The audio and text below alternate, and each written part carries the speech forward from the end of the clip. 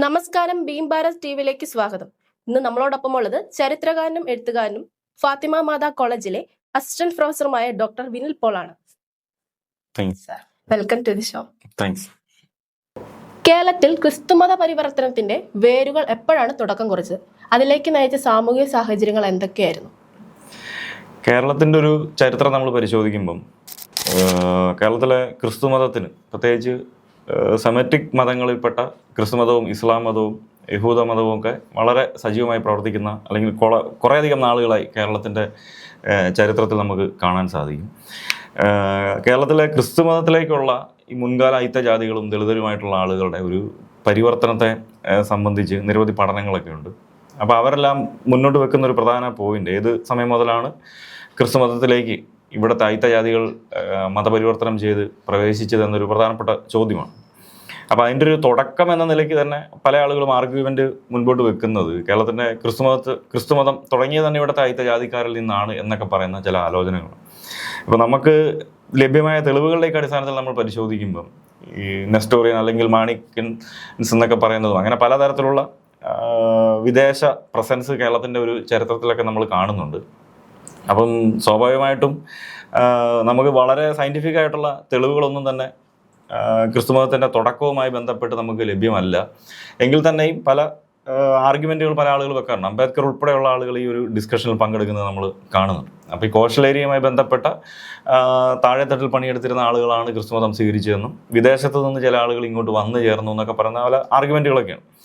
എന്തായാലും അതിനൊരു ജാതിയുമായി ബന്ധപ്പെട്ട ഒരു കാഴ്ച നമ്മൾ കാണുന്നത് സ്വാഭാവികമായിട്ടും പോർച്ചുഗീസുകാരുടെ വരവിന് ശേഷമാണ്. 1550 ശേഷമാണ്. ഫ്രാൻസിസ് സേവ്യറിൻ്റെ വരവിന് ശേഷമാണ് സ്വാഭാവികമായിട്ടും ഇതിനെ നമ്മൾ കാണുന്നത്. അപ്പോൾ അങ്ങനെ നമ്മൾ പരിശോധിക്കുമ്പം ഏതാണ്ട് 1550 തന്നെയാണ് പുലയരായിട്ടുള്ള ആളുകൾ ഈ എറണാകുളം ഭാഗത്ത് കത്തോലിക്ക വിശ്വാസം സ്വീകരിക്കുന്നതായിട്ട് നമ്മൾ കാണുന്നു. മുളവുകാട് പോലുള്ള പ്രദേശങ്ങളിലൊക്കെയാണ് അത് സംഭവിക്കുന്നത്. അവരെ സംബന്ധിച്ച് അല്ലെങ്കിൽ ആ കൂടിയ ക്രിസ്ത്യാനികളായിട്ടുള്ള പുലയരായിട്ടുള്ള ആളുകളെ സംബന്ധിച്ച് ചില തെളിവുകളൊക്കെ ഉണ്ട്. അവർ ശനിയാഴ്ച അവരുടെ ആരാധന നടക്കുന്നതിനെക്കുറിച്ചും അവർക്ക് ക്രിസ്മസ് ബാക്കി എല്ലാ ക്രിസ്ത്യാനികളും 25-ാം തീയതി ക്രിസ്മസ് ആഘോഷിക്കുമ്പോൾ അവർ 26-ാം തീയതി ക്രിസ്മസ് ആഘോഷിക്കുന്നതൊക്കെ നമ്മൾ ചരിത്ര രേഖകളിൽ കാണുന്നു. അപ്പോൾ ഒരു വിവേചനം വളരെ പ്രത്യക്ഷമായി നമ്മൾ കാണുന്നത് ഒരു താഴ്ന്ന ജാതിക്കാരെന്ന നിലയിൽ ഉണ്ടായിരുന്ന ഒരു വിഭാഗം ക്രിസ്തുമതത്തിൽ 16-ാം നൂറ്റാണ്ടിൻ്റെ മധ്യത്തോടുകൂടി ക്രിസ്തുമതത്തിലേക്ക് കയറിയതായിട്ടാണ് നമ്മൾ കാണുന്നത്. പിന്നീട് ഇത് മൊത്തത്തിൽ മാറി മറിയുന്നത് സ്വാഭാവികമായിട്ടും പ്രൊട്ടസ്റ്റന്റ് മിഷണറിമാരുടെ വരവിന് ശേഷമാണ്. ബ്രിട്ടീഷ് കൊളോണിയലിസത്തിൻ്റെ സമയത്താണ് മൊത്തം കാര്യങ്ങൾ മാറി മറിയുന്നത്. ലണ്ടൻ മിഷൻ സൊസൈറ്റി ആണ് ആദ്യം നമ്മുടെ നാട്ടിലേക്ക് വരുന്നത്. അതിന് മുമ്പ് മറ്റ് ചില സംഘടനകളൊക്കെ പ്രവർത്തിക്കാനൊക്കെ ശ്രമിക്കുന്നുണ്ട്. SPCK പോലുള്ള സംഘടനകളൊക്കെ പ്രവർത്തിക്കാൻ ശ്രമിച്ചെങ്കിലും അതൊക്കെ പരാജയപ്പെടുന്നു. പിന്നീട് LMS, CMS, ബാസൽ ഇവാഞ്ചലിക്കൽ മിഷന്, പിന്നീട് നിരവധിയായിട്ടുള്ള മിഷൻ സംഘങ്ങൾ, സാൽവേഷൻ ആർമിയും ബ്രദറൻ സഭയും, അങ്ങനെ ഒരു ഡസനോളം മിഷൻ മൂവ്മെൻറ്റ് വരികയും അവരിലെല്ലാം തന്നെ നിരവധി ജാതികൾ, കേവലമായി ദളിത് വിഭാഗത്തിൽപ്പെട്ടവരെ മാത്രമല്ല മറ്റു പല ഇന്നത്തെ ഒരു OBC സ്റ്റാറ്റസിലുള്ള നിരവധി ആളുകളുമൊക്കെ ക്രിസ്തുമതം സ്വീകരിക്കുന്നതായിട്ട് നമ്മൾ കാണുന്നുണ്ട്. അപ്പോൾ ഒരു 16-ാം നൂറ്റാണ്ടിലാണ് ആരംഭിക്കുന്നത്. ഒരു അയിത്തക്കാരുടെ ഒരു പ്രസൻസ് നമ്മൾ കാണുന്നു. പിന്നീട് അതിനൊരു മാസ് മൂവ്മെൻ്റായി നമ്മൾ കാണുന്നത് 19th സെഞ്ച്വറിയുടെ സെക്കൻഡ് ഹാഫ് മുതലാണ് കേരളത്തിൽ ഈ ദളിതരുടെ ക്രിസ്തുമത സ്വീകരണത്തെക്കുറിച്ച് നമ്മൾ കാണുന്നു. അപ്പോൾ അതിന് മുൻപുള്ള ആളുകളും ദളിതരാണെന്നുള്ളൊരു ആർഗ്യുമെൻ്റൊക്കെ ഉണ്ട്. പക്ഷെ നമുക്കതിനെ സയൻറ്റിഫിക്കലി പ്രൂവ് ചെയ്യുന്നതിനുള്ളൊരു പോരായ്മയുണ്ട്. ഇപ്പൊ സാർ ഓൾറെഡി പറഞ്ഞല്ലോ, LMS ബേസൽ മിഷന്റെ ഒക്കെ കാര്യം പറഞ്ഞല്ലോ. അപ്പൊ ഈ ദളിത് പരിവർത്തനത്തിൽ ഇവര് എന്ത് പ്രലോഭനങ്ങളാണ് അല്ലെങ്കിൽ എന്ത് വാഗ്ദാനങ്ങളാണ് ഈ ദളിത് സൊസൈറ്റിയിലേക്ക് കൊടുത്തത്, അല്ലെങ്കിൽ അവരെ ഇതിലേക്ക് ആകർഷിക്കാൻ വേണ്ടി? ഇതൊരു തെറ്റായിട്ടുള്ളൊരു സങ്കല്പം എന്ന നിലയ്ക്കാണ് നമ്മൾ കാണുന്നത്. സോഷ്യൽ സയൻസിനെ സംബന്ധിച്ചുള്ള ആലോചനകളിൽ അതായത് ദളിതർ എന്തിനാണ് ക്രിസ്തുമതം സ്വീകരിച്ചത് എന്നൊരു പ്രധാനപ്പെട്ട ചോദ്യമാണ്. കേരളത്തിലെ അല്ല, ഇത് ഒരു ഗ്ലോബൽ ക്വസ്റ്റ്യൻ തന്നെയാണ്. കൊളോണിയലിസവുമായി ബന്ധപ്പെട്ട് കോളനിവൽക്കരണത്തിൻ്റെ സമയത്തുണ്ടായിരുന്ന ഒരു പ്രധാനപ്പെട്ട മൂവ്മെൻ്റ് ആയിരുന്നു ഈ മിഷണറി പ്രസ്ഥാനങ്ങൾ. അതൊരു ആഗോള നെറ്റ്വർക്കിൻ്റെ ഭാഗം തന്നെയായിരുന്നു. ആഫ്രിക്കയിലും ഏഷ്യയുടെയും മറ്റു പല പ്രദേശങ്ങളുടെയും ഹിസ്റ്ററിക്കകത്ത് നമുക്ക് ഈ മിഷണറി മൂവ്മെൻറ്റിനെ കുറിച്ച് കാണാം. ഈ LMSൻ്റെ പ്രവർത്തനങ്ങൾ നമ്മൾ സൗത്ത് ആഫ്രിക്കയിലും CMSൻ്റെ ശ്രീലങ്കയിലും എന്ന് തുടങ്ങി നമ്മൾ ഈ കൊളോണിയലിസം എവിടെയെല്ലാം ഉണ്ട് ആ രാജ്യങ്ങളിലെല്ലാം ഇത്തരത്തിലുള്ള മിഷൻ സംഘങ്ങളുള്ള വളരെ സജീവമായി പ്രവർത്തിച്ചിട്ടുണ്ട്. അപ്പം സാമൂഹ്യശാസ്ത്ര പണ്ഡിതന്മാരുടെ ഒരു പ്രധാനപ്പെട്ട ചോദ്യമായിരുന്നു, എന്തിനാണ് ഈ തദ്ദേശീയ വിഭാഗങ്ങൾ ഈ മിഷണറിമാരുടെ ക്രൈസ്തവ സഭകളിൽ ചേർന്നത് എന്നുള്ള ഒരു പ്രധാനപ്പെട്ട ചോദ്യമായി. അപ്പോൾ അത് നമ്മുടെ നാട്ടിലേക്ക് വരുമ്പോഴും ഒരു ചെറിയ ഈ ചോദ്യത്തിന് മുൻപ് വേറൊരു ചോദ്യം കൂടെ വരികയാണ്, എന്തിനാണ് അയിത്ത ജാതിക്കാർ ക്രിസ്തുമതത്തിലേക്ക് ചേർന്നത്? മുൻകാല അയിത്ത ജാതികൾ എന്തിനാണ് ക്രിസ്തുമതം സ്വീകരിച്ചതെന്നുള്ളതായിരുന്നു പ്രധാനപ്പെട്ട ചോദ്യം. അപ്പോൾ ഇതിനെ പല സിദ്ധാന്തങ്ങൾ വെച്ചിട്ട് തന്നെയാണ് ആളുകൾ വിശദമാക്കാൻ ശ്രമിക്കുന്നത്. അപ്പോൾ പല പല കാരണങ്ങൾ ഓരോ ആളുകളും മുൻപോട്ട് വെക്കുന്നു. പഠനത്തിൻ്റെ ഭാഗങ്ങളും തെളിവുകളുടെയും ചരിത്രരേഖകളുടെയും മിഷണറി സോഴ്സുകളും ആർക്കൈവ്സുകളും ഒക്കെ പരിശോധിച്ചിട്ട് ഇതാണ് കാരണം എന്നുള്ള രീതിക്കാണ്. അപ്പോൾ അതിലൊരു കൂട്ടം ആളുകൾ മുൻപോട്ട് വെച്ചത് പ്രബലമായിട്ടുള്ള ഒരു വാദമാണ്. ഒരു ഭൗതിക നേട്ടത്തിന് വേണ്ടിയാണ് ഇവിടുത്തെ സാധാരണക്കാരായിട്ടുള്ള ആളുകളും താഴ്ന്ന ജാതിയിൽപ്പെട്ട ആളുകളും ക്രിസ്തുമതം സ്വീകരിച്ചത് എന്നുള്ളതാണ് ഒരു പ്രബല വാദം. മെറ്റീരിയൽ ബെനിഫിറ്റ് എന്നുള്ളതാണ് അതിൽ പറയുന്നത്. അപ്പം സ്വാഭാവികമായിട്ടും ഇവിടുത്തെ ആളുകൾക്ക് വഴി നടക്കാൻ അവകാശമില്ലായിരുന്നു, അതുപോലെ വസ്ത്രധാരണയ്ക്കും എന്ന് തുടങ്ങി ദൈനംദിന ജീവിതത്തിന് എന്തെല്ലാം ആയിരുന്നു ആവശ്യം, ഇതിനെയെല്ലാം തടഞ്ഞു നിർത്തിയിരുന്ന ഒരു ഭരണക്രമം, മനുസ്മൃതിയിൽ അടിസ്ഥാനപ്പെടുത്തിയ ഒരു ഭരണക്രമമായിരുന്നു നമ്മുടെ നാട്ടിലുണ്ടായിരുന്നത്. അപ്പോൾ അതിൽ നിന്ന് രക്ഷപ്പെടുന്നതിന്, അടിമത്തത്തിൽ നിന്നും മറ്റു പല അനാചാരങ്ങളിൽ നിന്നും അനീതികളിൽ നിന്നും രക്ഷപ്പെടുന്നതിന് ഉണ്ടായ ഒരു പ്രവർത്തനമായിരുന്നു മതപരിവർത്തനം എന്നുള്ളൊരു കാര്യം പറയുന്നു. വേറെ ചില ആളുകൾ പറയുന്നു, ഇവർ മിഷണറിമാരും മറ്റു പല ആളുകളും കൂടെ വന്ന് ഇവിടെ ഭക്ഷണങ്ങൾ കൊടുത്തു, പാൽപ്പൊടി കൊടുത്തു, ഗോതമ്പ് കൊടുത്തു, അത് കൊടുത്തു, ഇത് കൊടുത്തു എന്ന് തുടങ്ങി മനുഷ്യരുടെ ദൈനംദിന ജീവിതത്തിന് ആവശ്യമായിട്ടുള്ള ഭക്ഷണ വസ്തുക്കളൊക്കെ കൊടുത്തിട്ട് ആകർഷിച്ചിട്ടാണ്. അതുകൊണ്ട് റൈസ് ക്രിസ്ത്യൻസ് എന്നുള്ളൊരു ടേം തന്നെ, അരി ക്രിസ്ത്യാനി എന്നൊക്കെ ഉള്ളൊരു ടേം തന്നെ, തുണി കൊടുത്തു എന്ന് പറയും. അതായത് ഭൗതികമായിട്ടുള്ള വസ്തുക്കൾ കൊടുത്തുകൊണ്ട് ഒരു നേട്ടത്തിന് വേണ്ടി ഇവരെ ക്രിസ്തുമതം സ്വീകരിപ്പിച്ചു എന്ന് പറയുന്നതാണ് ഒരു പ്രധാനപ്പെട്ട വാദം. പക്ഷേ അത് നമ്മൾ ചരിത്ര തെളിവുകളുടെ അടിസ്ഥാനത്തിൽ പരിശോധിച്ചാൽ അത് വളരെ തെറ്റായിട്ടുള്ള ഒരു വാദമാണ്. അങ്ങനെ ഒരു കാഴ്ച നമ്മൾക്ക് കാണാൻ സാധിക്കത്തില്ല. കാര്യം എല്ലാവരും ഒരേ അവസ്ഥയിൽ തന്നെ കടന്നിരുന്ന മനുഷ്യന്മാരാണ്. അപ്പോൾ അതിൽ കുറച്ചാളുകൾക്ക് മാത്രം ഇങ്ങനെ എന്തെങ്കിലുമൊക്കെ വസ്തുക്കൾ കൊടുത്ത് മാറാൻ സാധിക്കുക എന്നുള്ളത് ഇമ്പോസിബിൾ ആയിട്ടുള്ള ഒരു കാര്യമാണ്. രണ്ടാമത്തെ ഒരു കാര്യം എന്ന് പറഞ്ഞു കഴിഞ്ഞാൽ വേറെ ചില ആളുകൾ പറയുന്നത് അങ്ങനെയല്ല, മിഷണറിമാരുടെയും കൊളോണിസത്തിൻ്റെയൊക്കെ എലമെൻറ്റ് വരുന്നു. അതിൻ്റെ ഭാഗമായിട്ടൊരു വിക്ടോറിയൻ മൊറാലിറ്റിയുടെയൊക്കെ പഠിപ്പിക്കലായിരുന്നു. അവർക്ക് കുറച്ച് അനുയായികളെ ആവശ്യമായി വന്നിരുന്നു. അതിൻ്റെ സാഹചര്യത്തിലാണ് ഇവിടെ ക്രിസ്തുമത പരിവർത്തനം നടത്തിയെന്ന് പറഞ്ഞു. അപ്പോൾ അങ്ങനെ പലതരം സിദ്ധാന്തങ്ങൾ. വേറെ ചില ആളുകൾ പറഞ്ഞു അങ്ങനെയല്ല, മിഷണറിമാർക്ക് ഒരു മനുഷ്യത്വപരമായിട്ടുള്ള ആശയം അവർക്കുണ്ടായിരുന്നു. അവർ ബൈബിളിനെ യഥാർത്ഥമായി പഠിച്ചിട്ട് അത് പാവപ്പെട്ട മനുഷ്യരുടെ ഇടയിൽ പ്രചരിപ്പിക്കാൻ ശ്രമിച്ചതിൻ്റെ ഭാഗമായിട്ടാണ് ക്രിസ്തുമതം സ്വീകരിച്ചതെന്ന് പറയുന്ന മറ്റൊരു വാദമുണ്ട്. ഇങ്ങനെ നിരവധിയായിട്ടുള്ള വാദങ്ങൾ നടക്കുന്നുണ്ട്. ഇതിലെല്ലാം വലിയ ഗവേഷണങ്ങൾ നടക്കുന്നതാണ്. ശ്രദ്ധേയമായിട്ടുള്ള പല വിദേശ സർവകലാശാലകളിലും നമ്മുടെ നാട്ടിലെ പല സർവകലാശാലകളിലും ഇതിനെ സംബന്ധിച്ച് പഠനങ്ങളൊക്കെ നടക്കുന്നുണ്ട്. അപ്പോൾ എന്നാൽ റീസെൻ്റായിട്ട് നടക്കുന്ന പഠനങ്ങളുടെ അടിസ്ഥാനത്തിൽ നമ്മൾ പരിശോധിക്കുമ്പോൾ, അല്ലെങ്കിൽ ഈ തെളിവുകളുടെ അടിസ്ഥാനത്തിൽ നമ്മൾ പരിശോധിക്കുമ്പോൾ നമുക്ക് മനസ്സിലാക്കാൻ സാധിക്കുന്ന ഒരു കാര്യം, അങ്ങനെ ഒരു പ്രലോഭനങ്ങളിൽ വഴങ്ങിയ ആളുകൾക്ക് മതപരിവർത്തനം സാധ്യമല്ല. ഇന്നത്തെ കാലത്ത് സ്വാഭാവികമായിട്ട് നമുക്ക് പണം നൽകിയ പല രീതിയിലൊക്കെ ആളുകൾ മാറിറക്കേണ്ട തർക്കമില്ലാത്ത കാര്യമാണ്. അതൊരു പല കേസുകൾ അങ്ങനെ നമ്മുടെ മുൻപിൽ തന്നെയുണ്ട്. പക്ഷേ നമുക്ക് അന്നത്തെ ഒരു കാലത്തെ വെച്ച് പരിശോധിക്കും. അന്ന് മനുഷ്യർക്ക് ഭയങ്കര ഭയമായിട്ടിരിക്കുന്ന ഒരു പീരീഡാണ്. ആളുകൾക്ക് അന്ധവിശ്വാസങ്ങളും മറ്റ് പല തരത്തിലുള്ള ഭയങ്ങളും സയൻസിനെ സംബന്ധിച്ചോ ആധുനികതയെ സംബന്ധിച്ചോ മറ്റ് യാതൊരു കാര്യങ്ങളും അറിവില്ലാത്ത ഒരു സമയത്ത് സ്വാഭാവികമായിട്ടും എല്ലാവർക്കും ദൈവം അല്ലെങ്കിൽ പിശാചി എന്ന ഒരു സങ്കല്പങ്ങളുടെ ചട്ടക്കൂടിനുള്ളിൽ മാത്രം ജീവിച്ചിരുന്ന എല്ലാവരും തന്നെ. അപ്പോൾ അത്തരം ഒരു സാഹചര്യത്തിൽ അവർക്ക് അതിനെ വളരെ ഈസിയായി വലിച്ചെറിഞ്ഞിട്ട് വേറൊണത്തിലേക്ക് പോവുക, അല്ലെങ്കിൽ ഒരു ഭൗതിക നേട്ടത്തിന് വേണ്ടി അങ്ങനെ അവർക്ക് പോവുക എന്നുള്ളതൊന്നും നടക്കുന്ന കാര്യമല്ല. അപ്പോൾ നമ്മൾ കാണുന്ന ഒരു കാഴ്ച എന്താണെന്ന് ചോദിച്ചു കഴിഞ്ഞാൽ, ക്രിസ്തുമതം പ്രചരിപ്പിക്കാൻ വന്ന ആളുകൾ ക്രിസ്തുമതം ഇവരുടെ ഇടയിൽ പ്രചരിപ്പിക്കുന്നതിൻ്റെ ഭാഗമായിട്ട് ഇവർക്ക് ചില ക്ലാസ്സുകൾ കൊടുക്കുന്നതായിട്ടാണ് നമ്മൾ കാണുന്നത്.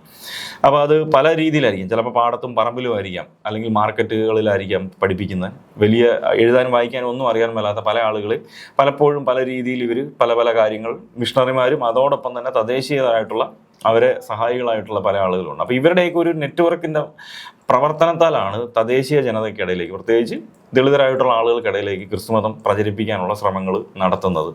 അപ്പോൾ അതിൻ്റെ ഭാഗമായിട്ട് അവർ ബൈബിൾ പഠിപ്പിക്കുന്നു, സ്വർഗസ്വനായ ഞങ്ങളുടെ പിതാവേ പോലുള്ള ലോർഡ്സ് പ്രയർ ഒക്കെ പഠിപ്പിക്കുന്നു. അങ്ങനെ ചെറിയ ചെറിയ പ്രാർത്ഥനകളും പാട്ടുകളും ഒക്കെ പഠിപ്പിച്ച് അങ്ങനത്തെ രീതിയിൽ പഠിപ്പിക്കുകയും അതിനോടനുബന്ധമായി ചില ചോദ്യങ്ങളൊക്കെ ചോദിക്കുകയും അതിൽ ക്വാളിഫൈഡ് ആകുന്ന ആളുകളെ മാത്രമായിരുന്നു ആദ്യ സമയങ്ങളിലൊക്കെ ക്രിസ്തുമതത്തിലേക്ക് അവർ സ്വീകരിച്ചിരുന്നു.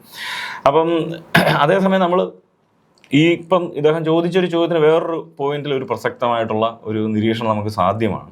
എന്നാൽ കേരളത്തിൻ്റെ നമ്മൾ ഈഴവ വിഭാഗത്തിൻ്റെയും നമ്മുടെ നാടാർ ക്രിസ്ത്യൻസിൻ്റെയൊക്കെ ഒരു ചരിത്രം പരിശോധിക്കുമ്പോൾ, അല്ലെങ്കിൽ സുറിയാനി ക്രിസ്ത്യാനികളുടെയൊക്കെ ഒരു ചരിത്രം പരിശോധിക്കുമ്പോൾ, അവർ മിഷണറി മൂവ്മെൻറ്റിലേക്ക് മാറിയതിൻ്റെ ഒരു പ്രധാനപ്പെട്ട കാരണം പല പ്രലോഭനങ്ങളും മെറ്റീരിയൽ ബെനിഫിറ്റുമായിരുന്നു എന്നുള്ളത് വളരെ വ്യക്തമാണ്. കാര്യം അവരെ സംബന്ധിച്ച് അവർക്ക് കൂടുതൽ കാര്യങ്ങൾ ലഭിക്കണം എന്നൊരു ഡിമാൻഡാണ് അവരെപ്പോഴും മുന്നോട്ട് വെച്ചുകൊണ്ടിരുന്നത്.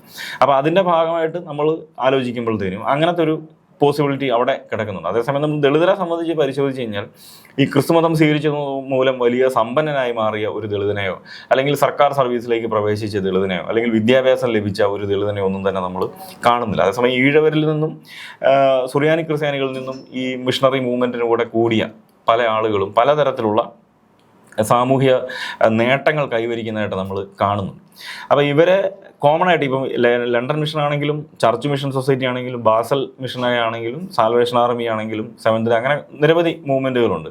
അപ്പോൾ ഇവരൊന്നും തന്നെ ഈ പണം കൊടുത്ത് ഈ ആളെ ചേർക്കുന്ന പരിപാടി അല്ലെങ്കിൽ ഭൂമി വാങ്ങിക്കൊടുത്ത് ആളുകളെ ചേർക്കുക എന്നൊരു കാര്യമൊന്നും അങ്ങനെ നമ്മൾ കാണുന്നില്ല. ചിലയിടങ്ങളിൽ നമുക്ക് അങ്ങനെ 100% പറയാൻ പറ്റത്തില്ല. ചിലയിടങ്ങളിൽ ദളിതരായിട്ടുള്ള ആളുകൾ അവർ സ്വന്തമായി ഭൂമി നിർമ്മിക്കാൻ ശ്രമിക്കുകയും ഒളിച്ചോടിപ്പോയി ചില സെറ്റിൽമെൻറ്റുകളൊക്കെ സ്റ്റാർട്ട് ചെയ്യുന്നൊക്കെ ഉണ്ട്. അത് പിന്നീട് മിഷൻ സംഘത്തിൻ്റെ പേരിലേക്ക്, അതായത് ദളിതരുണ്ടാക്കിയ ഭൂമിയാണ്, അതിന് ഒരു ഉടമസ്ഥാവകാശത്തെ സംബന്ധിച്ചുള്ള ഒരു പ്രശ്നവും പ്രതിസന്ധിയൊക്കെ നേരിടുന്ന സാഹചര്യത്തിൽ മിഷണറിമാരുടെ സഹായത്താൽ അത് ഭൂമിയുടെ ഓണർഷിപ്പിലേക്ക് പ്രവേശിക്കുന്നതായിട്ടൊക്കെ കാണുന്നു. അതല്ലാതെ നമ്മൾ കേരളത്തിൻ്റെ ചരിത്രത്തിൽ അങ്ങനെ ഒരു കാഴ്ച നമ്മൾ കാണുന്നില്ല. പക്ഷേ ദളിതരെ സംബന്ധിച്ച് ഉണ്ടാകുന്ന ഒരു അപമാനകരമായിട്ടുള്ള ഒരു ആർഗ്യുമെൻ്റാണ്, ഒരു ഭൗതിക നേട്ടം, പ്രലോഭനങ്ങൾക്ക് വഴങ്ങിയാണ് മിഷണറിമാർ എന്തോ എറിഞ്ഞുകൊടുത്ത്, അപ്പക്കഷ്ണങ്ങൾ എറിഞ്ഞുകൊടുത്ത് അതിൻ്റെ പിന്നാലെ കൂടിയ യാതൊരു വിവരവും മാനസിക ചിന്താശേഷിയും ഇല്ലാത്ത ഒരു കൂട്ടം ആളുകളാണ് ദളിതർ എന്ന് പറയുന്ന ഒരു തെറ്റായിട്ടുള്ള ഒരു പ്രധാന വാദമാണ്. ക്രിസ്തുമതത്തിലേക്കുള്ള ദളിതരുടെ മാറ്റം ജാതി വ്യവസ്ഥയിൽ നിന്ന് വിമോചിപ്പിക്കാൻ പറ്റുമെന്ന് പറയാൻ പറ്റുമോ?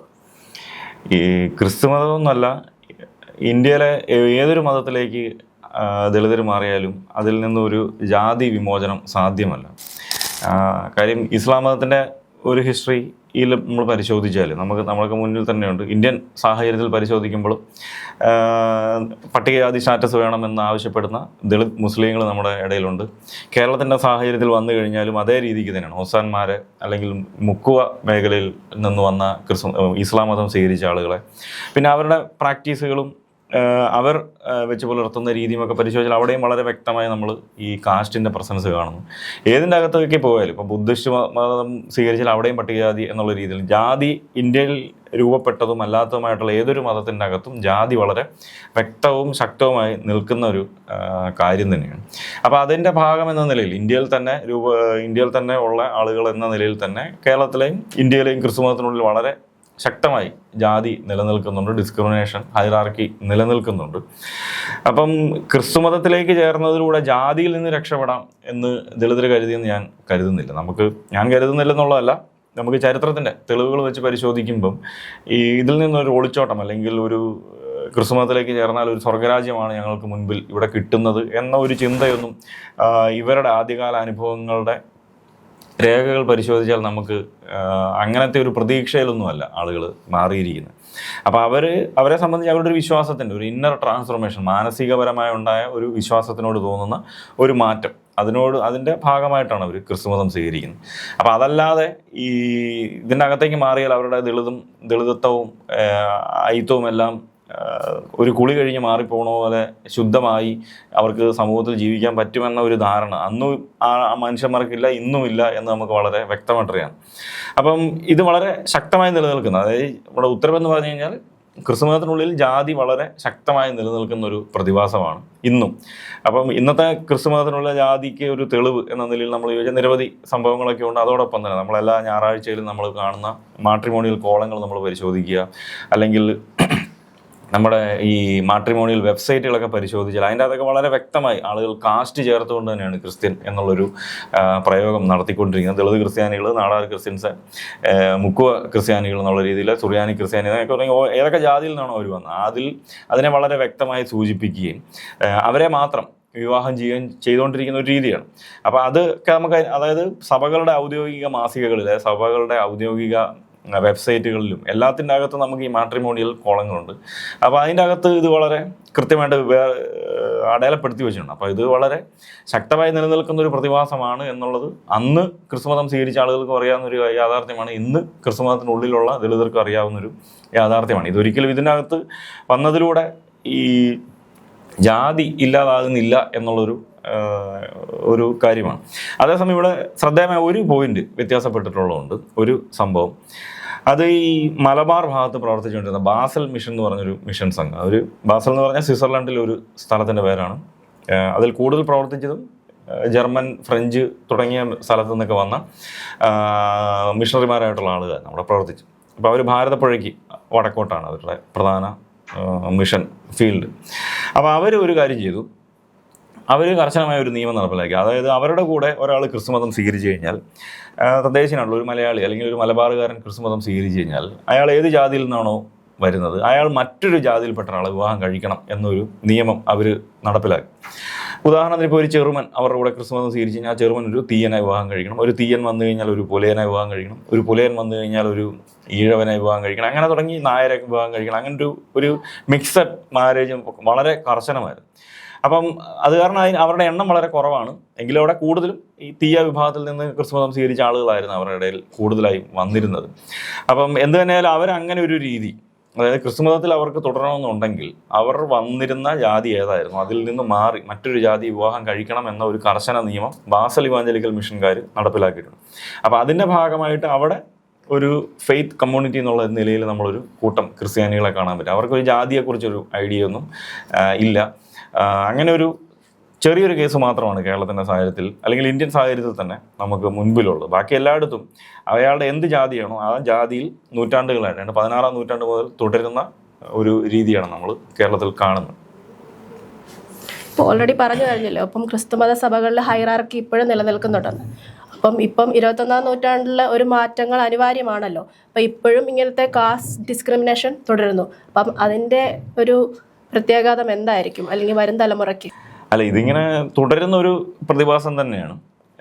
അപ്പോൾ ഇതിനെ നമ്മൾ മനസ്സിലാക്കുക. അപ്പോൾ അതിനെ പരിഹരിക്കുന്നതിന് വേണ്ടിയുള്ളൊരു സംവിധാനം എന്ന നിലയ്ക്കാണ്, ഒരു മെക്കാനിസമാണ് സംവരണം എന്ന് പറയുന്ന ഒരു കാര്യം, റിസർവേഷൻ. അപ്പോൾ നമുക്ക് ജാതി ഒരിക്കലും ഇല്ലാതാക്കാൻ സാധിക്കുന്നില്ല. കല്യാണത്തിലൂടെ, വിവാഹങ്ങളിലൂടെ മാത്രമാണ് നമുക്ക് ജാതിയെ ഇല്ലാതാക്കാൻ സാധിക്കുകയുള്ളൂ. അതൊരിക്കലും പോസിബിൾ അല്ല. കാര്യം നമുക്കെല്ലാവർക്കും അറിയാം, ഒരു മലയാളിയെ സംബന്ധിച്ച് ഒരു 60-65 വയസ്സ് പ്രായമുള്ള ഏതൊരു മലയാളിയും അയാളുടെ ജീവിതത്തിൽ ഒരു 5-6 വിവാഹങ്ങളിൽ പോലും ഒരു ഇൻ്റർ കാസ്റ്റോ ഇൻ്റർ റിലീജിയൻ മാരേജിലൊന്നും പങ്കെടുക്കാൻ സാധിക്കും. നമ്മളെല്ലാം സ്വയം ആലോചിച്ചാൽ മതി, നമ്മൾ കൂടിയിരിക്കുന്ന വിവാഹങ്ങൾ എന്തെല്ലാമാണ് എന്നുള്ളത് പരിശോധിച്ചാൽ സെയിം ജാതികൾ മാത്രം ആണ് വിവാഹം കഴിക്കപ്പെട്ടിരിക്കുന്നത്, നമ്മുടെ കൺമുന്നിൽ നടന്നുകൊണ്ടിരിക്കുന്നത്. അപ്പോൾ അത്തരം ഒരു സൊസൈറ്റിയിലാണ് നമ്മൾ ജീവിക്കുന്നത്. അതാണ് ജാതി എന്ന് പറയുന്നത്. അപ്പോൾ അത് വളരെ കർശനമായി പാലിച്ചുകൊണ്ടിരിക്കുകയാണ് ആളുകൾ. അപ്പോൾ വളരെ അപൂർവമായിട്ടാണ് ഇപ്പം ചില കാര്യങ്ങളൊക്കെ നടന്നുകൊണ്ടിരിക്കുന്നുണ്ട്, ഇല്ലെന്നുള്ളതല്ല.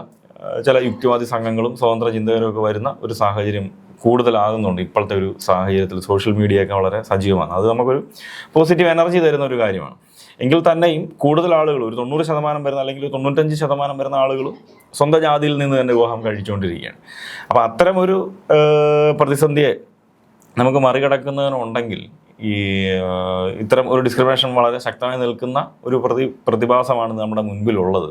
അപ്പോൾ അതിനെ ഒന്ന് ചെറിയ തോതിലെങ്കിലും പരിഹരിക്കണമെന്നുണ്ടെങ്കിൽ നമുക്ക് സംവരണം വളരെ നിർബന്ധമാണ്. റിസർവേഷൻ പോലുള്ള പദ്ധതികളിലൂടെയാണ് ജാതി ഇല്ലാതാക്കാനല്ല, ചില പ്രാതിനിധ്യം ലഭിക്കുക എന്നുള്ളത് മാത്രമാണ് അവിടെ അതായത് ഇവരുടെ ഒരു തീവ്രത കുറയും. പിന്നെ അതുപോലെ തന്നെ ഭൂമിയുടെ വിതരണം നടത്തുക, അതിലൂടെയൊക്കെയാണ് നമ്മൾ ഒരു പരിധിയോളമെങ്കിലും ഇതിൻ്റെ ഒരു ജാതിയുടെ തീവ്രത കുറച്ചെങ്കിലും കുറയ്ക്കാൻ, ഇതിൻ്റെ തീവ്രത കുറയ്ക്കാൻ സാധിക്കും. പിന്നെ അതുപോലെ തന്നെ ശക്തമായ നിയമങ്ങൾ വരുന്നതിലൂടെ, അയിത്തം നിർമ്മാർജ്ജനം ചെയ്യുന്നതൊക്കെ പോലുള്ള നിയമങ്ങളിലൂടെ നമുക്ക് ചില കാര്യങ്ങൾ പോസിബിളാണ്. പക്ഷേ എങ്കിൽ തന്നെയും ഇപ്പോഴും നമുക്കറിയാം, ഈ കഴിഞ്ഞ ദിവസങ്ങളിൽ പോലും സർവകലാശാലകളിൽ നിന്ന് പോലും ഈ ജാതി അധിക്ഷേപങ്ങൾ ഉയർന്നു വരുന്നു. PhD വിദ്യാർത്ഥികൾ ഇത്തരം പ്രതിസന്ധികൾ നേരിടുന്നു. വംശീയ അധിക്ഷേപങ്ങളും ജാതി അധിക്ഷേപങ്ങളും ഒക്കെ നിരവധിയായി നടന്നുകൊണ്ടിരിക്കുകയാണ്. അപ്പോൾ ഇത് ഇന്ത്യക്കാരായിട്ടുള്ള ആളുകൾ എന്നുവരെയുണ്ടോ അന്നുവരെയും ഈ ജാതി തുടരുമെന്നാണ് തോന്നുന്നത്. അപ്പോൾ അതിനൊരു പരിഹാരം, ഒരു പരിപൂർണ സൊല്യൂഷൻ എന്നുള്ള നിലയിൽ നമുക്ക് ഒരു ഇൻ്റർകാസ്റ്റ് മാരേജ് നടത്തുക എന്നുള്ളതാണ്. പക്ഷെ അത് ഒരിക്കലും സാധ്യമല്ല. അത് കാരണം ഇതും തുടരും എന്നാണ് എനിക്ക് തോന്നുന്നത്. ഇപ്പം സാർ ഓൾറെഡി പറഞ്ഞല്ലോ, ഇപ്പം യൂണിവേഴ്സിറ്റിയിലാണ് ലോവർ കാസ്റ്റ് പീപ്പിളിന് സംസ്കൃതം പഠിക്കണ്ട എന്നുള്ളൊരു വാദം ഉന്നയിച്ച് വരുന്നുണ്ട്. സോ അതിനൊരു മറുപടിയായിട്ട് എന്തായിരിക്കും സാറിന് കൊടുക്കുക? അല്ല, സംസ്കൃതം പഠിക്കണ്ട എന്നുള്ളൊരു പ്രയോഗം വരുന്നത്, ഇന്ന് സംസ്കൃതം പഠിച്ചിട്ട് യാതൊരു പ്രയോജനമൊന്നുമില്ല. അത് വേറെ കാര്യം. സംസ്കൃതം ചില ഗവേഷണങ്ങളൊക്കെ നടക്കുന്നുണ്ട്. പല പ്രഗത്ഭരായിട്ടുള്ള ആളുകളൊക്കെ ഉണ്ടാകും. TS ശ്യാംകുമാറിനെ പോലെ, അമൽ സി രാജിനെ പോലെയുള്ള പ്രഗത്ഭരായിട്ടുള്ള പണ്ഡിതന്മാരൊക്കെ ആ മേഖലയിൽ തന്നെ വളരെ സജീവമാണ്. പല സർവകലാശാലകളും ഉണ്ട് നമ്മുടെ മുൻപിൽ. പക്ഷേ എങ്കിൽ നമുക്ക് തന്നെ അറിയാവുന്ന ഒരു കാര്യമാണ്, ആ ഭാഷയുടെ ഒരു വികാസം വളരെ കുറവാണ്. അതിന് നമ്മുടെ കോളേജുകളിലും സ്കൂളുകളിലും ഒന്നും തന്നെ പോസ്റ്റുകളോ കുട്ടികൾ പഠിക്കുന്ന ഒന്നും വളരെ വളരെ കുറവാണ്. അപ്പോൾ അതൊരു തൊഴിലാണല്ലോ എല്ലാവരെയും സംബന്ധിച്ച്. അല്ല, ഭാഷയെ സമ്പുഷ്ടമാക്കുക എന്നുള്ളത് ആർക്കും ആവശ്യമുള്ള കാര്യം. ഇപ്പോൾ മലയാളം പഠിക്കുന്നവരാണെങ്കിൽ പോലും അവരൊരു തൊഴിൽ നേടുന്നതിന് വേണ്ടിയാണ് മലയാളം സാഹിത്യം എടുത്ത് പഠിക്കുന്നത്.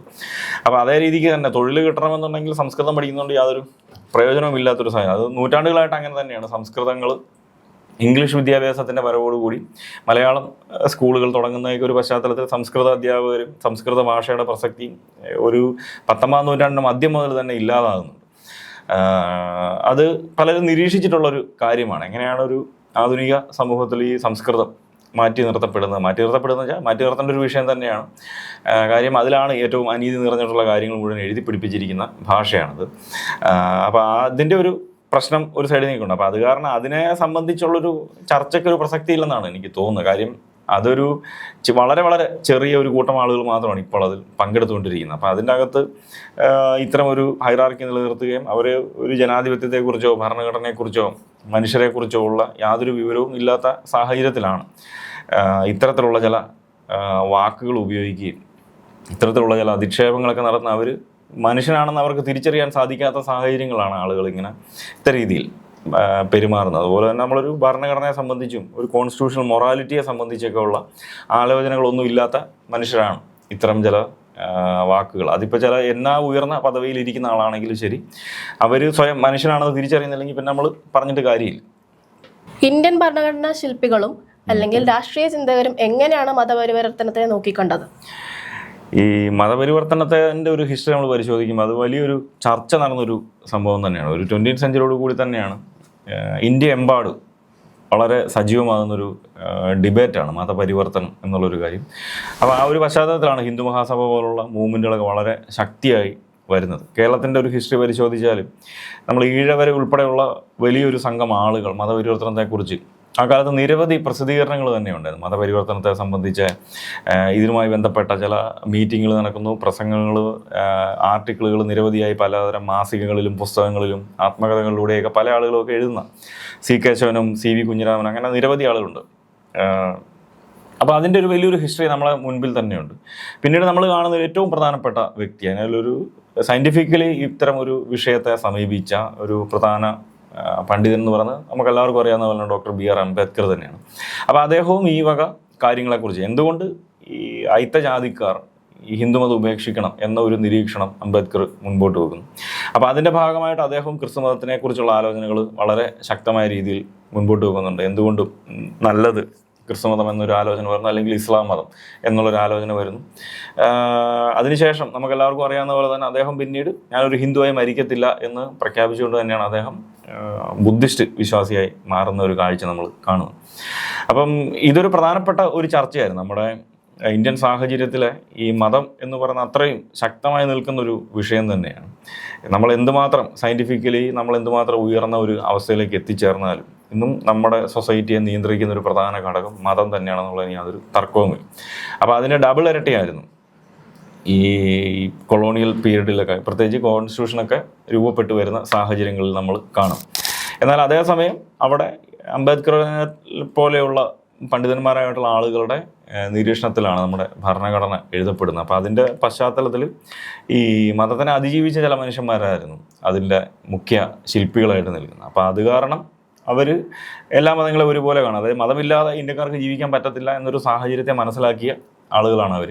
അപ്പോൾ അത് കാരണം എല്ലാ മതങ്ങൾക്കും അതിൻ്റേതായ ചില സ്വാതന്ത്ര്യങ്ങളൊക്കെ നൽകിക്കൊണ്ട് തന്നെയാണ് ഭരണഘടന അവർ വിഭാവന ചെയ്യുകയും അതിനെ നമ്മുടെ മുൻപിലേക്ക് അവതരിപ്പിക്കുകയും ചെയ്തിരിക്കും. അപ്പോൾ ഇന്ത്യൻ ഭരണഘടനയുടെ നിർമ്മാണ വേളയിലും അതിനു മുൻപും ഇപ്പോഴും എക്കാലത്തും നടക്കുന്ന ഒരു പ്രധാനപ്പെട്ട ഡിബേറ്റാണ് ഈ മതപരിവർത്തനം എന്ന്. ഇപ്പോൾ ഗർഭാപ്പസി പോലുള്ള കാര്യങ്ങളൊക്കെ നമ്മുടെ മുൻപിൽ ഈ മോദി സർക്കാരൊക്കെ വന്ന സമയങ്ങളിൽ നമ്മൾ കണ്ടതാണ്. അപ്പോൾ അന്നേരം ഇത് വീണ്ടും ഉയർന്നു വന്നായിരുന്നു മതപരിവർത്തനത്തെക്കുറിച്ചുള്ള ആലോചനകൾ. അപ്പോൾ ഇതെക്കാലവും പ്രസക്തമായിട്ടുള്ളൊരു കാര്യം തന്നെയാണ്. ഇവർ കണ്ടത് ഇതൊന്നും നല്ലതാണെന്നുള്ളൊരു ആർഗ്യുമെന്റ് നമുക്ക് ഒരിക്കലും പറയാൻ പറ്റത്തില്ല. അല്ലാതെ അപ്പോൾ ഇവരെല്ലാം പറയുന്നത്, പ്രത്യേകിച്ച് അംബേദ്കറിനെ പോലുള്ള ആളുകൾ പറഞ്ഞ ഒരു കാര്യം നല്ല എന്ന് പറയുന്നുണ്ട്. കാര്യം അവർ ഹിന്ദുമതം ഉപേക്ഷിക്കുക എന്നുള്ളത് നല്ലൊരു കാര്യമാണെന്ന് പറയുന്നുണ്ട്. അല്ലെങ്കിൽ നമ്മളിപ്പോൾ സഹോദരൻ അയ്യപ്പൻ്റെ കാര്യം പരിശോധിച്ചാലും അവിടെയും അവരും ഇത്തരത്തിലുള്ള ചില കാര്യങ്ങൾ നിരീക്ഷിക്കുന്നുണ്ട്. അപ്പം അങ്ങനെ ചില ആർഗ്യുമെൻറ്റുകൾ പറയുന്നു എന്ന് വെച്ച് മറ്റു മതങ്ങൾ നല്ലതാണെന്നുള്ളൊരു വാദം ഒരിക്കലും ഇല്ല. ഇപ്പം പറഞ്ഞല്ലോ അംബേദ്കർ പോലുള്ള ശില്പികൾ എന്തിനാണ് ഹിന്ദുമതം ഉപേക്ഷിച്ച് ക്രിസ്ത്യാനിറ്റിയിലേക്ക് പോകാൻ പറഞ്ഞത്? അതിൻ്റെ പ്രത്യാഘാതം എന്തായിരുന്നു? അല്ല, അംബേദ്കർ അങ്ങനെ ആഹ്വാനം ചെയ്തിട്ടില്ല ക്രിസ്തു മതത്തിലേക്ക് ആളുകൾ പോകണം എന്നുള്ളൊരു കാര്യം. അങ്ങനെ അദ്ദേഹം പറഞ്ഞില്ല. ബുദ്ധിസ്റ്റ് വിശ്വാസത്തിലേക്ക് വരണം എന്നുള്ളൊരു കാര്യം പറയുന്നുണ്ട്. അദ്ദേഹം ക്രിസ്തുമതം സ്വീകരിച്ചുകൊണ്ട് നേട്ടമുണ്ട് എന്നുള്ള ചില നിരീക്ഷണങ്ങളൊക്കെ പത്രവാർത്തകളുടെയും മറ്റു പല കാര്യങ്ങളുടെയൊക്കെ ഡേറ്റയൊക്കെ വെച്ചിട്ടൊക്കെ അദ്ദേഹം സൂചിപ്പിക്കുന്നുണ്ട് ചില കാര്യങ്ങൾ. അല്ലാതെ ബുദ്ധമതമല്ല വേറൊരു മതം സ്വീകരിക്കണമെന്ന് അദ്ദേഹം ആഹ്വാനം ചെയ്യുന്നില്ല. അപ്പം ഇവിടുത്തെ ഒരു പ്രധാനപ്പെട്ട കാര്യമെന്ന് പറഞ്ഞു കഴിഞ്ഞാൽ, നമ്മൾ ഈ അംബേദ്കർ പറയുന്നതോ അല്ലെങ്കിൽ പെരിയോർ പറയുന്നതോ ശ്രീനാരായണ ഗുരു പറയുന്നതോ ഇതിൻ്റെ എല്ലാം ഒരു പ്രശ്നം, ഇന്ത്യ നേരിടുന്ന ഏറ്റവും വലിയ പ്രശ്നം എന്ന് പറഞ്ഞത് മനുഷ്യത്വം, മനുഷ്യൻ എന്നീ സങ്കല്പങ്ങൾ ഇല്ലാത്ത ഒരു സാമൂഹ്യ ക്രമമാണ് ഇന്ത്യയിലുണ്ടായിരുന്നത്. അപ്പോൾ അതൊരു മതവുമായി ബന്ധപ്പെട്ടിട്ടാണ് അത് നിലനിൽക്കുന്നത്. അതായത് ഗ്രേഡഡ് ഇൻഇക്വാളിറ്റി നിലനിൽക്കുന്ന ഒരു അസമത്വം നിലനിർത്തിക്കൊണ്ട്, ഒരു ഹൈറാർക്കി നിലനിർത്തിക്കൊണ്ട് മാത്രം പ്രവർത്തിക്കുന്ന ഒരു മത സംവിധാനമാണത്. അപ്പോൾ ആ മത സംവിധാനത്തിനെ മാറണം എന്ന ഒരു നിരീക്ഷണമാണ് ഇവരെല്ലാം പറയുന്നത്. ഇന്ത്യയുടെ സാഹചര്യങ്ങൾ പരിശോധിച്ച് നമുക്ക് തന്നെ അറിയാം. നമുക്ക് വളരെ നിസ്സാരമായിട്ട് ആലോചിച്ച് കഴിഞ്ഞാൽ, നമ്മൾ സതി പോലുള്ള കാര്യങ്ങളെയൊക്കെ ആലോചിച്ച് കഴിഞ്ഞാൽ, അതൊരു 19-ാം നൂറ്റാണ്ടിലാണ് മനുഷ്യർക്ക് ഒരു അറിവുണ്ടാകുന്നത്. അതൊരു തെറ്റായിട്ടുള്ളൊരു കാര്യമാണ്. അല്ലെങ്കിൽ മേൽവസ്ത്രം ധരിക്കാൻ നടക്കുന്നത്, അല്ലെങ്കിൽ എല്ലാവിധ കാര്യങ്ങളും നമ്മുടെ ദൈനംദിന ജീവിതത്തിന് ആവശ്യമായിട്ടുള്ള എല്ലാത്തിനെയും തടഞ്ഞു നിർത്തുന്നതിൻ്റെ കാരണം, ഇപ്പോൾ വസ്ത്രം ധരിക്കാതിരുന്നതിൻ്റെ കാരണം നമുക്ക് വസ്ത്രം ഇല്ലാഞ്ഞിട്ടല്ല. നമ്മളെ വസ്ത്രം ധരിപ്പിക്കാതിരുന്നതിൻ്റെ കാരണം മനുസ്മൃതിയുമായി ബന്ധപ്പെട്ട ചില കാര്യങ്ങൾ, ഈ ജാതിയുമായി ബന്ധപ്പെട്ട കാര്യങ്ങൾ, ഇതിൻ്റെയൊക്കെ അടിസ്ഥാനത്തിലാണ് നമുക്ക് വസ്ത്രധാരണ നിഷേധിക്കപ്പെടുന്നത്. നമ്മുടെ എല്ലാവിധ കാര്യങ്ങളും നിഷേധിക്കപ്പെടുന്നത് ഈ ഹിന്ദുമതവുമായി ബന്ധപ്പെട്ട ചില ആചാരങ്ങളുടെ ഭാഗമായിട്ടാണ്. അപ്പോൾ ആ ഒരു കാരണത്താൽ അതിനെ നിഷേധിക്കണം എന്നൊരു ഡിമാൻഡാണ് ഇവരെല്ലാം മുൻപോട്ട് വെക്കുന്നത്. അപ്പം സഹോദരൻ അയ്യപ്പനുമൊക്കെ അതൊക്കെ തന്നെയാണ് സൂചിപ്പിക്കുന്നത്. ഇപ്പം നമ്മൾ ചരിത്രപരമായ കാര്യങ്ങളാണല്ലോ സംസാരിച്ചത്. ഇപ്പം സമകാലിക കാര്യങ്ങൾ എടുത്തു നോക്കുകയാണെങ്കിൽ, ഇപ്പം ക്രിസ്ത്യാനികൾ ഇപ്പം ജനറൽ കാസ്റ്റിലേക്ക്, ദളിത് ക്രിസ്ത്യാനികൾ ജനറൽ കാസ്റ്റിലേക്ക് എന്ന് പറഞ്ഞ് കുട്ടികളെ ചേർക്കുമ്പോൾ അതിൻ്റെ പ്രവണത എന്തിനെയാണ് സൂചിപ്പിക്കുന്നത്? അതൊരു തെറ്റിദ്ധാരണയുടെ ഭാഗമായിട്ടാണ് അത് സംഭവിക്കാറുള്ളത്. ഇപ്പം ഇതിനെ നമുക്ക് നോക്കിക്കാണാൻ സാധിക്കുന്നത്, ഇത് കേൾക്കുമ്പോൾ നമുക്കൊരു നല്ല കാര്യമല്ല, ഇതിനെന്തിനെ നിരുത്സാഹപ്പെടുത്തണമെന്ന് ചോദിക്കാം. കാരണം ഈ കേരളത്തിൽ സമീപ സമയത്ത് ഇപ്പോൾ യുക്തിവാദി സംഘങ്ങളും സ്വതന്ത്ര ചിന്തകരും ഒക്കെ വരുന്ന ഒരു സാഹചര്യത്തിലെ ആളുകൾ കുട്ടികളെ അവരുടെ ജാതിയും മതവും ഇല്ലാതെ ചേർക്കുന്ന ഒരു രീതി കാണുന്നുണ്ട്. അത് നല്ലൊരു അഭിനന്ദനാർഹമായ കാര്യമാണ്, യാതൊരു തർക്കവുമില്ല. നമുക്ക് അതിലൂടെ മാത്രമേ ഉള്ളൂ ഇതിനെയൊക്കെ മറികടക്കാൻ പറ്റുകയുള്ളൂ. എന്നാൽ ദളിത് കേസുകളുടെ കേസ് വ്യത്യാസമാണ്. അപ്പോൾ അവരവിടെ ചെയ്യുന്നൊരു കാര്യം, അവർ ഈ മുന്നോക്ക സംവരണം വന്ന സാഹചര്യത്തിൽ, സാമ്പത്തിക സംവരണം വന്ന സാഹചര്യത്തിൽ അത് ലഭിക്കും എന്ന് തെറ്റിദ്ധരിച്ചുകൊണ്ടാണ് ദളിത് കേസവരായിട്ടുള്ള ആളുകൾ ജനറൽ ക്രിസ്ത്യൻ എന്നുള്ള നിലയിലേക്ക് അവർ മാറുന്നത്. അപ്പം അവിടെ സംഭവിക്കും, ദളിത് കേസവരായിട്ടുള്ള ആളുകൾ അവരുടെ ജാതി എഴുതുന്നത്, സർട്ടിഫിക്കറ്റുകൾ എഴുതുന്ന ഒരു രീതി അവരുടെ ജാതി പ്ലസ് ക്രിസ്ത്യൻ എന്നുള്ള രീതിയാണ്. ഇപ്പം ഒരു പറയ ക്രിസ്ത്യൻ അല്ലെങ്കിൽ പുലയ ക്രിസ്ത്യൻ, അയാൾ ഏതൊരു ഡിനോമിനേഷനിലാണ്, ഏതൊരു സഭയിൽ വിശ്വസിക്കുന്ന ആളാണെങ്കിലും അയാളുടെ സർട്ടിഫിക്കറ്റിൽ എഴുതുന്ന പേര് അങ്ങനെയാണ്. അത് CSI വിശ്വാസിയാകാം, പെന്തക്കോസുകാരനാകാം, മർത്തോമയാകാം, കത്തോലിക്കയാകാം, ആരുമാകാം. അയാളുടെ ജാതിയും പ്ലസ് ക്രിസ്ത്യൻ എന്നുള്ളൊരു ടേമാണ് ഉപയോഗിക്കുന്നത്. അപ്പോൾ ജനറൽ ക്രിസ്ത്യൻ എന്നുള്ളൊരു രീതിയിലേക്ക് വന്നു കഴിയുമ്പോൾ അവിടെ ജാതി പേരില്ല, അയാളുടെ സഭ പ്ലസ് ക്രിസ്ത്യനാണ് എഴുതുന്നത്. അതായത് CSI ക്രിസ്ത്യൻ, പെന്തക്കോസ് ക്രിസ്ത്യൻ അല്ലെങ്കിൽ മർത്തോമ ക്രിസ്ത്യൻ എന്നുള്ളൊരു ടേമുകളാണ് ഉപയോഗിക്കുന്നത്. അപ്പോൾ അവരെയാണ് നമ്മൾ ജനറൽ ക്രിസ്ത്യൻ എന്നുള്ളൊരു ടേമിൽ അല്ലെങ്കിൽ ആ ഒരു കാറ്റഗറിയിൽ ഉൾപ്പെടുത്തും. അപ്പോൾ ഈ ദളിത് കേസവരായിട്ടുള്ള ആളുകളുടെ ഒരു തെറ്റിദ്ധാരണ എന്ന് പറഞ്ഞു കഴിഞ്ഞാൽ, ഈ മുന്നോക്ക സംവരണം ലഭിക്കും, അതുപോലെ മൈനോറിറ്റി സ്കോളർഷിപ്പ് ലഭിക്കും, ഇത്തരം തെറ്റായ ചിന്തകളാലാണ് അവരത് ചെയ്യുന്നത്. കാര്യം ദളിത് കേസവരായിട്ട് നിന്ന് കഴിഞ്ഞാൽ, അതായത് scheduled caste converted to Christian എന്നുള്ളതാണ് അവരുടെ ടെക്നിക്കലായിട്ടുള്ള സർക്കാർ സംവിധാനത്തിലെ പേര്. അപ്പോൾ ആ ഒരു സംവരണ തോത് വളരെ കുറവാണ്, 1% എല്ലാ മേഖലയിലുമുള്ള സംവരണം. അതൊന്നും പിന്നെ ഈ ഗ്രാൻഡ് സ്റ്റൈഫൻറ്റും ഒക്കെ വളരെ കുറവാണ്. അപ്പോൾ മൈനോറിറ്റി സ്കോളർഷിപ്പ് അപേക്ഷിക്കുകയാണെങ്കിൽ വലിയ തുകയാണ് കിട്ടുന്നത്, സംവരണം കൂടുതലാണ് എന്നൊക്കെയുള്ള ഒരു തെറ്റിദ്ധാരണയുടെ ഭാഗമായിട്ടാണ് അവർ ജനറൽ ക്രിസ്ത്യാനിയാകാൻ ശ്രമിക്കുന്നത്. പക്ഷേ യാഥാർത്ഥ്യം എന്താണെന്ന് ചോദിച്ചാൽ, അവരൊരിക്കലും ജനറൽ ക്രിസ്ത്യാനിയായി മാറുന്നില്ല ആ കുട്ടിയെ. അപ്പോൾ അവരുടെ അടുത്ത ജനറേഷൻ വരുമ്പോൾ മാത്രമുള്ളൂ അവർക്കൊരു മുന്നോക്ക സംവരണത്തിനുള്ള ഒരു യോഗ്യത ഉണ്ടാവുള്ളൂ. അതായത് ഇപ്പോൾ ഒരു കുട്ടിക്ക് മുന്നോക്ക സംവരണം കൊടുക്കുന്നത് അല്ലെങ്കിൽ സാമ്പത്തിക സംവരണത്തിൻ്റെ ഭാഗമാകാൻ സാധിക്കുന്നത്, അതിൻ്റെ ഒരു പ്രധാനപ്പെട്ട ചോദ്യം ആ കുട്ടിയുടെ അപ്പനും അമ്മയ്ക്കും സംവരണ പട്ടികയിൽ ഉൾപ്പെട്ടിരിക്കുന്നവരാണോ, അവർക്ക് എന്തെങ്കിലും ആനുകൂല്യം ലഭിക്കുന്നതാണോ എന്നുള്ളതാണ് ഒരു പ്രധാന ചോദ്യം. അപ്പോൾ അങ്ങനെ നമ്മൾ നോക്കിക്കഴിഞ്ഞാൽ ഇപ്പം ദളിത് ക്രൈസ്തവരായിട്ടിരിക്കുന്ന ആളുകൾ അവരുടെ കുട്ടികളെ കൊണ്ട് ജനറലാക്കുന്നു. ആ ജനറലായിട്ടുള്ള കുട്ടികളുടെ എന്തെങ്കിലും ആവശ്യത്തിന് വേണ്ടി സർക്കാർ രേഖകൾ വാങ്ങിക്കേണ്ട സാഹചര്യം വരുമ്പോൾ ആ കുട്ടിയുടെ രക്ഷകർത്താക്കൾ സ്വാഭാവികമായിട്ട് സംവരണ പട്ടികയിൽ ഉൾപ്പെട്ടിരിക്കുന്ന ആളുകളാണ്. അപ്പോൾ ആ കാരണത്താൽ ആ കുട്ടികൾക്ക് യാതൊരു ബെനിഫിറ്റും ലഭിക്കാതിരിക്കുന്നു. അപ്പോൾ ആ കുട്ടിക്ക് സർക്കാർ സംവിധാനത്തിൽ മുന്നോക്ക സംവരണവും ഇല്ല, ദളിത് ക്രൈസ്തവ സംവരണവും ഇല്ല എന്നുള്ളൊരു സാഹചര്യമാണ്. പിന്നെ ആ കുട്ടിക്ക് അടുത്ത ജനറേഷൻ വരുന്ന സാഹചര്യത്തിലാണ് അവർ മുന്നോക്ക സംവരണത്തിൻ്റെ ഭാഗം മാറ്റപ്പെടാം. അപ്പോൾ ഇതാണ് ഒരു പ്രധാനപ്പെട്ട പ്രശ്നം. അപ്പോൾ ഇവിടെ ഇത് മുന്നോക്ക സംവരണമായി മാറുന്നത് കൊണ്ട് എന്ത് നേട്ടമാണ്, അല്ലെങ്കിൽ ജനറൽ ക്രിസ്ത്യാനിയായി മാറുന്നതുകൊണ്ട് ഇവർക്ക് എന്ത് നേട്ടമാണെന്നുള്ളതാണ് ഒരു പ്രധാനപ്പെട്ട ചോദ്യം. ഇനി നമ്മളതിനെ വേറൊരു രീതിയിലേക്ക് മാറ്റിക്കഴിഞ്ഞാൽ ഈ ജാതി ഇല്ലാതെ ആകുന്നതുകൊണ്ട് നമുക്ക്, അല്ലെങ്കിൽ അവരിപ്പോൾ ഉദ്ദേശിക്കുന്ന ഒരു കാര്യം വിവാഹത്തിന് വേണ്ടിയാണ്. അവരുടെ ജാതി പേരുകളില്ലാതെ അവരൊരു ക്രിസ്ത്യാനി എന്ന നിലയ്ക്ക് ജീവിക്കുകയാണെങ്കിൽ അവരുടെ വിവാഹം, അവർക്ക് നല്ലൊരു വിവാഹം കഴിക്കുന്നു, അല്ലെങ്കിൽ അവർ ആഗ്രഹിക്കുന്ന ദളിതരല്ലാത്ത മറ്റുള്ള ആളുകളെ വിവാഹം കഴിക്കാം എന്നുള്ളതാണ് അവരുടെ ചിന്തയെങ്കിലും അതും സാധ്യമല്ല എന്ന് നമുക്ക് തന്നെ അറിയാം. നമുക്ക് ഏവർക്കും അറിയാവുന്ന ഒരു കാര്യമാണ് ഒരാളുടെ പ്രദേശം ഏതാണ്, അയാളുടെ സഭ ഏതാണ്, അയാളുടെ സഭയുടെ ഒരു സഭയിരിക്കുന്ന സ്ഥലം, ഇതൊക്കെ പറഞ്ഞു കഴിഞ്ഞാൽ തന്നെ നമുക്ക് വളരെ വ്യക്തമാണ് അയാളുടെ ജാതി എന്ത് എന്നുള്ളൊരു കാര്യം. നമ്മളാരും തന്നെ SLC ബുക്ക് പരിശോധിച്ചിട്ടല്ല വിവാഹം നടത്തുന്നത്. അപ്പോൾ അയാളുടെ സ്ഥലവും സഭയും പ്രാദേശിക മേഖലയും പറയുന്ന സമയത്ത് തന്നെ വളരെ വ്യക്തമായിട്ട് നമുക്ക് കാസ്റ്റിനെയും നമുക്ക് ഐഡൻറ്റിഫൈ ചെയ്യാൻ സാധിക്കാറുണ്ട്. അപ്പോൾ ആ ഒരു രീതിക്കാണ് കേരള സമൂഹം നിലനിൽക്കുന്നത്. അപ്പോൾ അത്തരം ഒരു സാഹചര്യത്തിൽ നിങ്ങൾക്ക് ജാതിയെ മറികടക്കാൻ വേണ്ടി, അതായത് ജാതി ഇല്ലാതാക്കുന്നതിന് വേണ്ടിയാണെങ്കിൽ നിങ്ങൾ മതവും ജാതിയും ഒരേപോലെ ഇല്ലാതാക്കുന്നവരായിരിക്കണം. അതല്ലാതെ ഈ ദളിത അവസ്ഥയിൽ നിന്ന് രക്ഷപ്പെടാൻ വേണ്ടിയുള്ളൊരു ശ്രമമാണ് നടത്തുന്നതെങ്കിൽ അത് നിങ്ങൾക്ക് സാധ്യമല്ല. നിങ്ങൾ സർക്കാർ ആനുകൂല്യങ്ങൾ പ്രതീക്ഷിച്ചുകൊണ്ട്, സാമ്പത്തിക സംവരണം പ്രതീക്ഷിച്ചുകൊണ്ടാണ് ജനറൽ ക്രിസ്ത്യാനി ആകുന്നതെങ്കിൽ അതും നിങ്ങൾക്ക് സാധ്യമല്ല എന്നുള്ളതാണ് നമ്മൾ മനസ്സിലാക്കുന്നത്. താങ്കളുടെ ഗവേഷണങ്ങൾ പ്രത്യേകിച്ച് എടുത്തു നോക്കുകയാണെങ്കിൽ അടിമ കേരളത്തിന്റെ അദർശ്യ ചരിത്രം ഈ മതപരിവർത്തനത്തിൽ എന്ത് അദർശ്യമായ ഭാഗങ്ങളാണ് മുൻനിരയിൽ കൊണ്ടുവന്നത്? എൻ്റെ പുസ്തകത്തിനകത്ത് മതപരിവർത്തനത്തെക്കുറിച്ചുള്ളൊരു ആലോചനയല്ല അതിൽ പ്രധാനമായിട്ടും ചർച്ച ചെയ്യുന്നത്. അതിൻ്റെ ചില ലേഖനങ്ങളുടെ ഒരു സമാഹാരമാണ് ആ പുസ്തകം. അതിൽ ചില ലേഖനങ്ങൾ മതപരിവർത്തനവുമായി ബന്ധപ്പെട്ട ചില ആലോചനകളുണ്ട്. ഈ അദൃശ്യമായ ഒന്നും തന്നെ നിലനിൽക്കുന്നില്ല. എന്നുവെച്ചാൽ അദൃശ്യമായി നിലനിൽക്കുന്നില്ല എന്നുള്ളതല്ല, ചരിത്രം എന്ന വിഷയത്തിൽ വൈജ്ഞാനിക മേഖലയ്ക്കുള്ളിൽ നമ്മൾ പരിശോധിച്ചാൽ അത് ആരുടെ ചരിത്രമാണെങ്കിലും അതൊരിക്കലും അദൃശ്യം. നമ്മളൊരു പുസ്തകത്തിനൊരു ടൈറ്റിൽ, ക്യാച്ചിങ് ടൈറ്റിൽ എന്നൊക്കെ ഉള്ള രീതിയിൽ ആലോചിച്ച് ഇട്ടതാണ്, മറ്റൊരു സുഹൃത്തിൻ്റെ ഒരു നിർദ്ദേശമായിരുന്നത്. അവിടെ ഒരു അദൃശ്യത എന്നുള്ള നിലയിൽ നമ്മൾ വേറൊരു രീതിയിൽ, ഒരു മെറ്റഫർ എന്നുള്ള രീതിയിലൊക്കെയാണ് ഉദ്ദേശിക്കുന്നത്. അപ്പോൾ അവിടെ ഉദ്ദേശിക്കുന്ന ഒരു പ്രധാനപ്പെട്ട കാര്യം ഇതുവരെ ഒരു കേരളത്തിൻ്റെ അടിമത്തം, ഈ മനുഷ്യരെ വിൽക്കുകയും വാങ്ങുകയും ചെയ്തിരുന്ന ഒരു അനുഭവങ്ങളെ, മുൻകാല അയിത്ത ജാതികളുടെ സാമൂഹ്യ അനുഭവങ്ങളെ, മതപരിവർത്തനവുമായി ബന്ധപ്പെട്ട അനുഭവങ്ങളെ, മലയേര ആദിവാസി വിഭാഗത്തിൻ്റെ അനുഭവങ്ങളെ, അതുപോലെ ചില ഉണർവ് യോഗങ്ങളുടെ അനുഭവങ്ങൾ, റോഡുകളുടെ നിർമ്മാണം പോലുള്ള കാര്യങ്ങളൊക്കെ കേരളത്തിൻ്റെ ഒരു മുഖ്യധാരാ ചരിത്രം കാര്യമായ രീതിയിൽ അങ്ങനെ ശ്രദ്ധിച്ചിട്ടില്ല. പിന്നെ ഒരു ജനപ്രിയ ചരിത്ര രചനാ മേഖലകളിലും അത് അത്രത്തോളം ഇടം നേടിയിട്ടില്ല.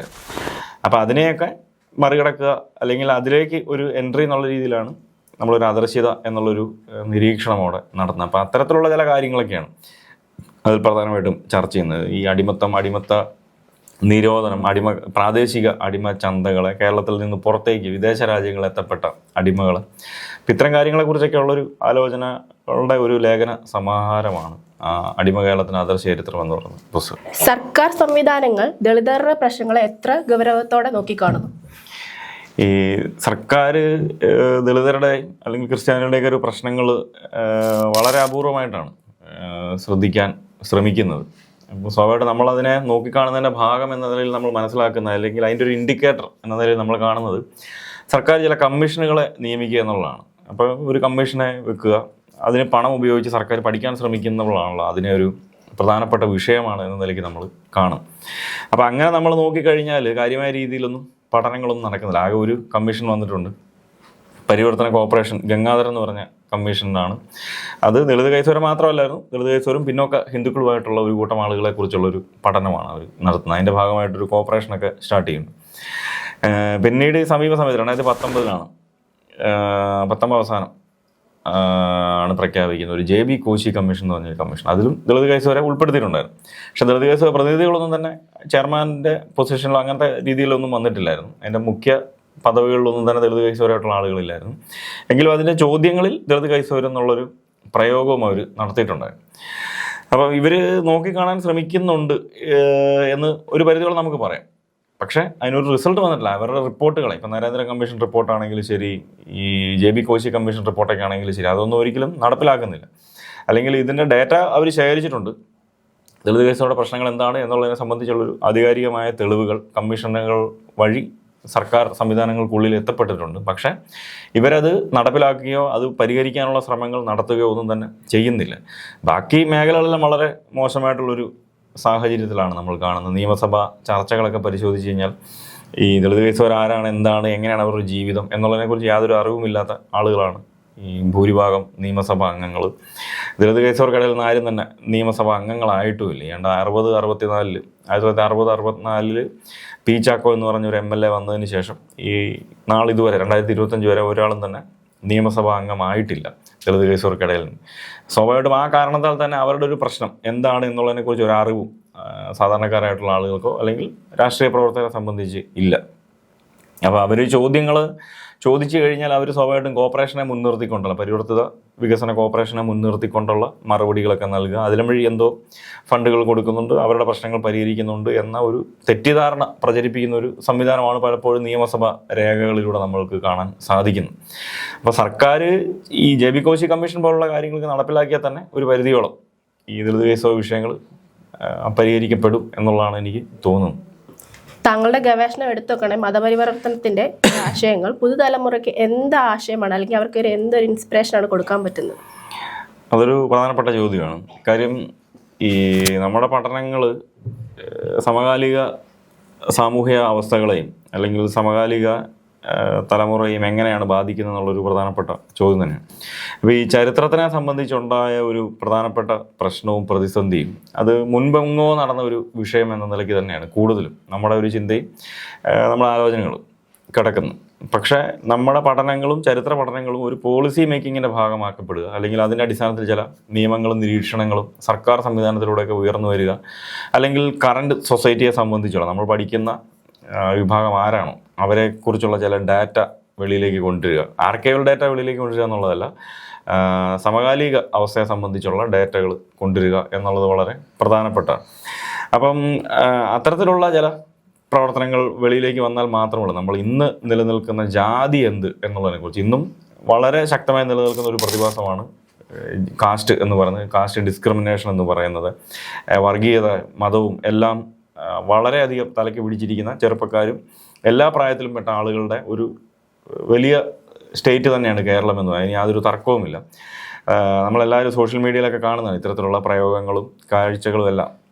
അപ്പോൾ ജാതി വളരെ ശക്തമായി നിലനിൽക്കുന്ന ഒരു സമൂഹത്തിൽ മനുഷ്യന്മാർക്ക് അല്ലെങ്കിൽ ഇന്നത്തെ ജനറേഷനെ സംബന്ധിച്ച് ഇത്തരത്തിലുള്ള പഠനങ്ങളൊക്കെ വെളിയിൽ വരുമ്പോൾ ഒരുപക്ഷെ അവരും ഇതൊക്കെയാണ് ഒരു യാഥാർത്ഥ്യം, അല്ലെങ്കിൽ നമ്മൾ പണ്ടത്തെ ഇതിൻ്റെ ഒരു മാറ്റത്തെക്കുറിച്ചുള്ള ചില ആലോചനകൾ. ഇപ്പോൾ പണ്ടത്തെ കാലത്താണെങ്കിൽ നമുക്ക് അവരുടെ വസ്ത്രങ്ങളും ചില ഇടങ്ങളിലേക്ക് പ്രവേശനമില്ലാത്ത രീതി, ഇപ്പം ചില ബാർബർ ഷോപ്പുകളിലോ ഹോട്ടലുകളിലോ ബസ്സിനുള്ളിലോ ഒന്നും അവരെ പ്രവേശിപ്പിക്കാതിരിക്കുന്ന ഒരു സാഹചര്യമാണ് മുൻകാലങ്ങളുണ്ടായിരുന്നെങ്കിൽ ഇന്ന് അത്തരത്തിലുള്ള കാര്യങ്ങളൊന്നുമല്ല. അപ്പോൾ ഇന്നത്തെ ഒരു ജാതിയെ സംബന്ധിച്ചുള്ള ആലോചന നമ്മൾ പ്രാതിനിധ്യത്തെ മുൻനിർത്തിക്കൊണ്ട് ഈ ദളിതർക്കിടയിൽ നിന്നും അല്ലെങ്കിൽ ദളിത് കേസുകാർക്കിടയിൽ നിന്നുള്ള ആളുകൾക്ക് എന്തൊക്കെ പൊസിഷനുകളാണ് ലഭിച്ചത്, എന്തുകൊണ്ടാണ് അവർ മാറ്റി നിർത്തപ്പെടുന്നത്, എന്തുകൊണ്ടാണ് സ്വജാതി വിവാഹങ്ങൾ മാത്രമായി വീണ്ടും വീണ്ടും ഇന്നും നടന്നുകൊണ്ടിരിക്കുന്നത്, എന്തുകൊണ്ടാണ് ഇന്നത്തെ സോഷ്യൽ മീഡിയയിൽ ഈ ക്ഷേത്രങ്ങളോ അല്ലെങ്കിൽ ഇത്തരത്തിൽ വരുന്ന സംവിധാനങ്ങളെ വീണ്ടും ഹൈലൈറ്റ് ചെയ്തുകൊണ്ടുള്ള ഒരു വിവാഹ രീതി, അതായത് പണ്ടെങ്ങോ നടന്നത് എന്നുള്ള രീതിയിൽ അല്ലെങ്കിൽ ഒരു ജാതിയെ വളരെ കർശനമായി നിലനിർത്തിക്കൊണ്ടുള്ള വിവാഹ രീതികളെ വീണ്ടും റീക്രിയേറ്റ് ചെയ്യാൻ ശ്രമിക്കുന്നത് എന്ത് എന്നുള്ള ചോദ്യങ്ങൾ,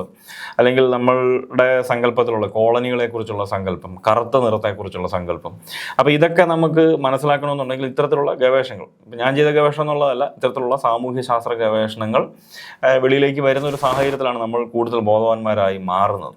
പിന്നെ ഇതിൻ്റെ മറ്റൊരു പ്രധാന ലക്ഷ്യം അല്ലെങ്കിൽ ഇതിൻ്റെ ഒരു കോൺട്രിബ്യൂഷൻ നിലനിൽക്കുന്നതെന്ന് ഞാൻ വിശ്വസിക്കുന്നത് സംവരണത്തെക്കുറിച്ചുള്ളൊരു തെറ്റിദ്ധാരണ.